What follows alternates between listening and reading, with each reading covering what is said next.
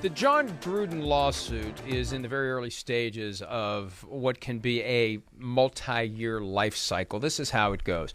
When the complaint is filed, the defendant looks for ways to try to knock the case out. And that's what the NFL has done here. They filed a motion to dismiss the case. They filed a motion to compel arbitration. So Jon Gruden submitted paperwork on Friday pushing back against those motions. And this can take months for this early skirmish to get resolved.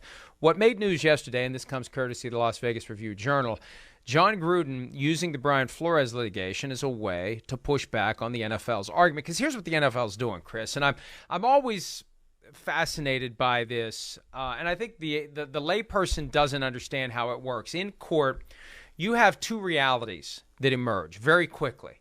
You've got the view of the case that one side has, the view of the case the other side has. And the view of the case that Jon Gruden has is that, hey, I may have sent some emails I shouldn't have sent, but it was wrong for you to use those as weapons and force me out of my job. The NFL's version is, hey, you're a turd for sending those messages. You shouldn't have a job anyway.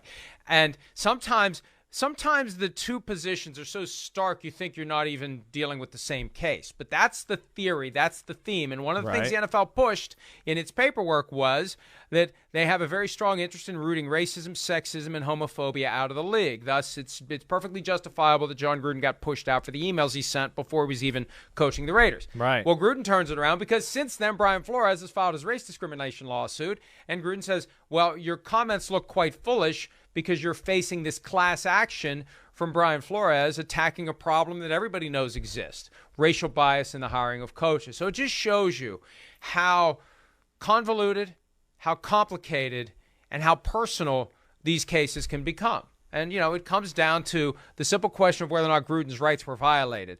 But it gets much more broad and much more nasty than that. It seems like it get ugly. I mean, it really does. I mean, Mike, do you think there's merit that like what Gruden's lawyers are claiming there? I mean, yeah, go ahead.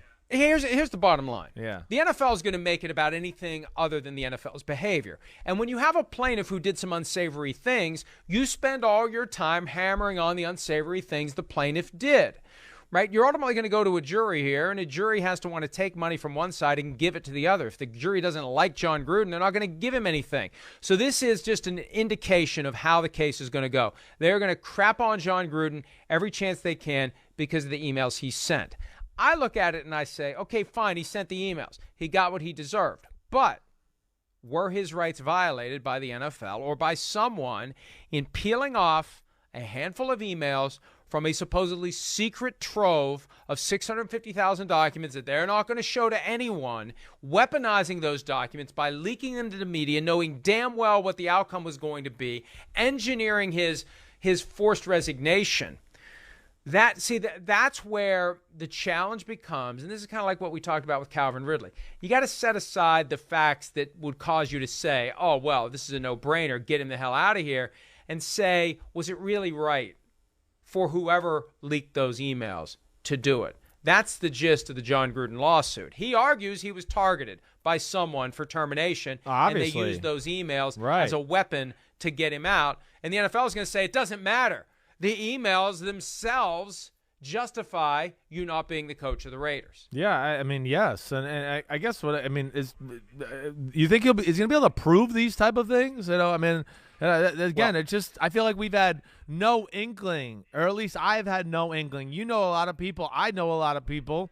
I mean, I never feel like I hear any rumor or anything about how these emails are released. I hear nothing along those lines. And not that I know or you know every rumor in football, but I feel like with big subjects like these, we kind of start to hear a few things through the grapevine, and that's one I haven't heard anything about.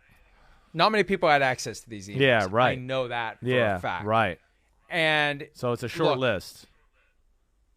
I think it may be as simple as someone from the league did it to get after Jon Gruden, or, and again, this is speculation. This is not reporting a fact. Don't sue me, Daniel Snyder. The other possibility is Snyder went scorched earth. After he got punished for what happened with the Washington Commanders, he has access to these emails.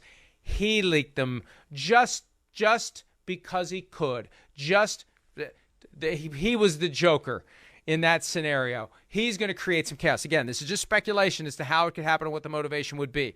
but the universe of people who had those documents was very small. If Gruden can get past these early hurdles, if he can keep the case alive, if he can keep the case in court, not in arbitration, we all get to find out what he learns when his experts get a chance to pore over all the digital footprints and evidence and figure out who leaked what to whom when. That will be fascinating. But there aren't many suspects.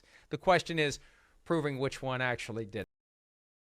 Hi, I'm Mike Tirico, and thanks for watching. Make sure to hit subscribe for the latest news and highlights from NBC Sports.